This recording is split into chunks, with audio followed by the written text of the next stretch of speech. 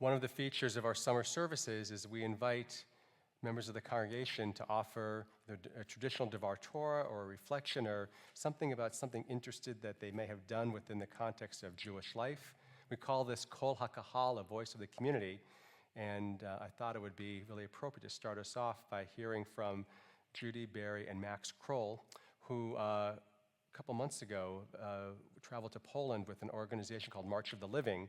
I'd always heard of March of the Living as being this extraordinary trip from going to Poland around Yom HaShoah and then going over to Israel for Yom HaAtzmaut. That was really for 11th and 12th graders. I learned that was actually for people older than 11th and 12th graders.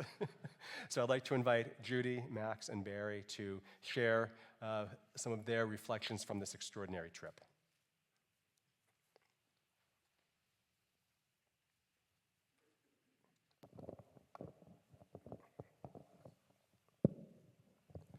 One of you guys can sit up here, and then you can do one after the other. Yes. Yeah, there you go. Should be fine. Okay. Hear me? Yeah. Auschwitz, Birkenau, Majdanek, Treblinka. These are just 4 of the 40,000 camps that existed in 1945 that we visited while in Poland. Upon planning this trip, many of my friends asked me, why on earth would I want to go to Poland and visit concentration camps? I answered them by saying that I owed it to the survivors and the victims who were persecuted just for being Jewish to cement the stories and the testimonies that I've been hearing about my whole life. Also, soon there wouldn't be any survivors left to tell their stories. I felt compelled to see it for myself. I wanted to march triumphantly proclaiming never again with an Israeli flag draped around me. Then came October 7th, the worst massacre and killing of Jews in one single day since the Holocaust. I was shaken to my core, as I'm sure many of you were. Now it was more critical than ever to me that I go. But first, as some of you know, I went to Israel to volunteer my help. Usually it's done the other way around. Because after viewing such despair, Israel is the hope. Our first night in Poland, we toured Krakow. The town was lovely. The weather was phenomenal. There were castles and shops and restaurants, entertainment in the square. You would never know that the biggest atrocity of the 20th century occurred there until we visited the camps. First up, Auschwitz, Birkenau.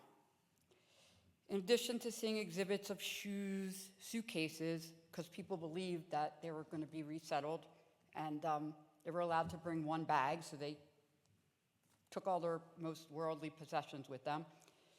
We saw hair that had been sheared off upon entering the camp, eyeglasses, clothes, and actual Cyclone B canisters that were used in the final solution. And of course, we walked under the work will set you free arch, knowing what a lie that really was. Then Birkenau, or Auschwitz II. 90% of the people died there. It was a branch of Auschwitz, which I kind of did not know. It is the one that they portray as the iconic scene in the movies of a train leading up to a compound. So it's at the final destination. So we stood at the actual train station where the selection process took place. Here, as you know, it was decided in seconds who would live or die. We saw the actual bunks where men were crammed in like sardines, and the house featured in the movie Zone of Interest, where the commandant of Auschwitz, Rudolf Haas, and his family lived with 5 children blissfully desensitized to what was going on in their backyard. What was so eerie to me was not that they hated the Jews, it's just that they were so indifferent. Sorry, pages sticking together. Okay. And of course, we saw the actual crematoriums that the Nazis didn't have time to destroy. We discussed starvation and what that can do to a person, both mentally and physically. and it's not just the hunger of skipping a meal, but how it feels to go days on end with only eating a moldy piece of bread for sustenance and being forced to do hard physical labor.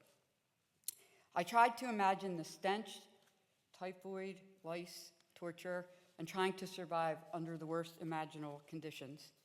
All this was now covered by green grass, as the sun was brightly shining. I felt like I wanted it to rain forever.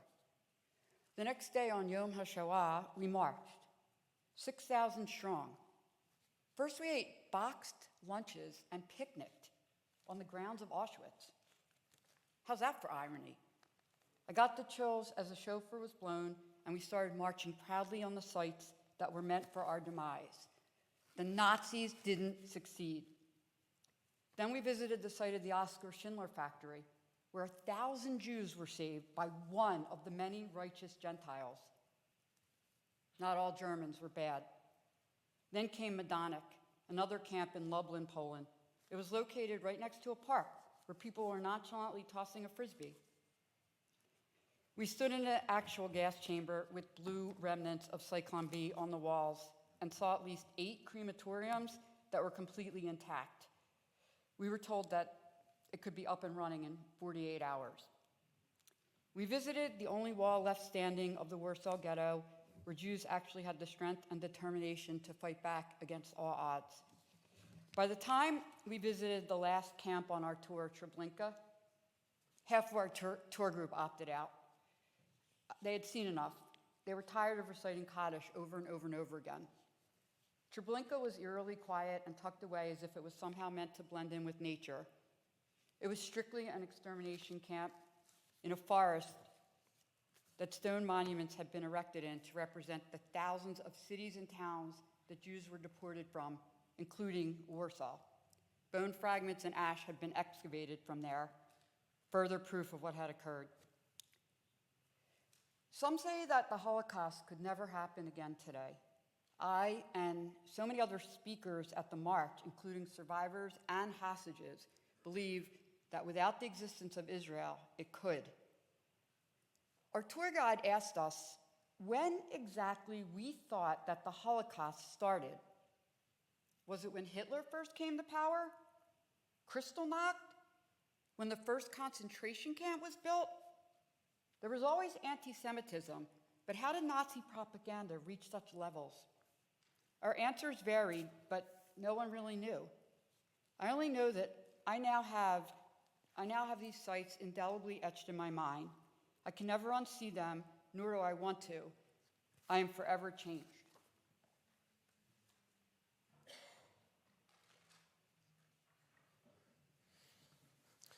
So, March of the Living. I was thinking, what were my expectations? I thought the experience of the march was going to be a solemn, difficult, emotional walk reflecting 6 million Jewish murders, a march from Auschwitz to Birkenau. It turned out, in my experience, to be truly a march of the living. It was a bright, positive, energetic note that gave me hope and courage to carry me through the rest of the trip and the camps. A true celebration of the survivors, dancing and marching, wrapped and draped in huge Israeli flags, picture taking and singing during the march. This year, there are approximately 6,000 people, predominantly young Jews from different countries, such as Argentina, Australia, Belgium, Canada, Lithuania, the United States, and the United Kingdom. The March of the Living began in 1988 and has been held each year, excluding 2 COVID years where they needed to obviously not have it. It was the quickest 3K or 1.2 mile march. We made it. After the march, we all sat down in front of a large stage inside of Birkenau between the ruins of 2 gas chambers and a crematoria. The march and the ceremony included 55 survivors.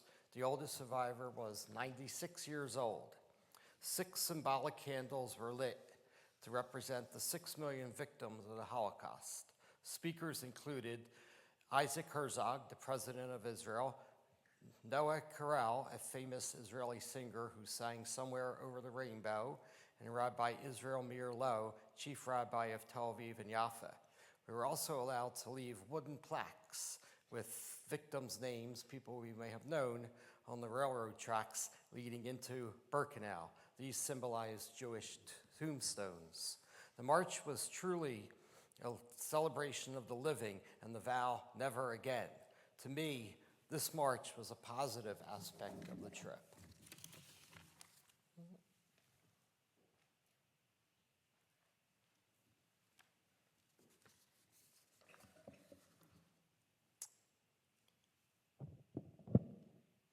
I wanted to continue on the positive and hopeful note by talking about a part of the trip that I was certainly not expecting. That is in reference to the extraordinary Jewish revival happening in Poland. As we know, and as my parents have reflected on, 90% of Polish Jewry was exterminated in the Holocaust, and in the communist regime that followed, Judaism continued to be suppressed. Most remaining Jews either fled the country or were forced to hide their Jewish identity in order to survive. By 1989, when communism fell in Poland, there was almost no Jewish life or culture left. So you might be thinking, that's it, that's the end of the story. However, that couldn't be further from the truth.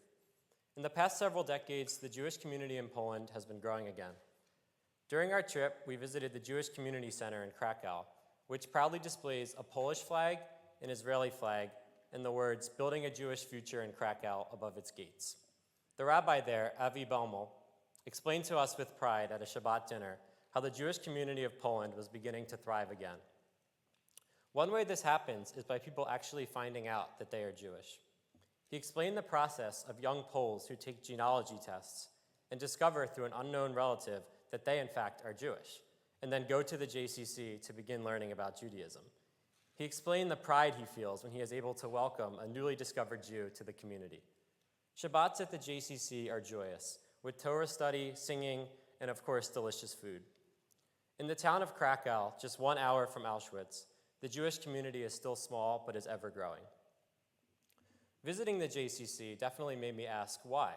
Why would a Jew want to live in Poland? As Rabbi Baumel put it, why would anyone want to go back to that graveyard? He then explained to us that while this may seem like an understandable position to hold, he sees the situation as a lot more complex than just burying Poland in an 80-year-old sarcophagus. He points to the 1,000-year history of the Jews in Poland, where Poland was an epicenter of Ashkenazi Judaism. He points to the strides made by the Polish people and government to help the Jewish community. While there is still some anti-Semitism in Poland, as there is everywhere, the vast majority of Poles support us and are becoming more interested in learning about Jewish culture. Poland is filled with historical Jewish sites that span centuries, and to have a Jewish community there to preserve them is critical. To me, the revival of the Jewish community in Poland gave me hope. It gave me hope to see a vibrant Jewish community in a place once so ravaged by anti-Semitism. It gave me hope for those Jewish communities around the world facing rising levels of anti-Semitism today. It gave me hope that a better future is ahead for us all.